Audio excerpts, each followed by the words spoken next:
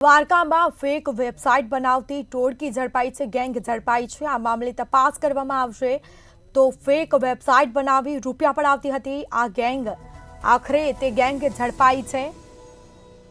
તો cyber crime PI વિપુલ કોઠિયા અને ટીમને મોટી સફળતા મળી છે, જેમાં પર્યટક સ્થળો અને ધાર્મિક સ્થળોમાં આવેલ હોટલોને ટાર્ગેટ કરવામાં આવ્યા।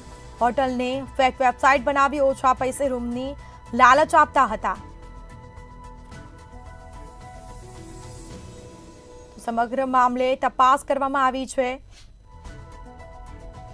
ઓછા ભાડાની લાલચમાં ગ્રાહક લલચાઈ અને રૂમ બુક કરાવતા ગ્રાહકનું ફેક બુકિંગ કરી ગઠિયા નાણાં પડાવી ફોન બંધ કરતા હોવાનું સામે આવ્યું છે। આ ટોળકીએ અત્યાર સુધીમાં અનેક ગ્રાહકોને છેતર્યા હોવાની આશંકા વ્યક્ત કરાઈ છે। તો સાયબર પોલીસે સમગ્ર મામલે યુપીના 2 શખ્સોની અટકાયત કરી।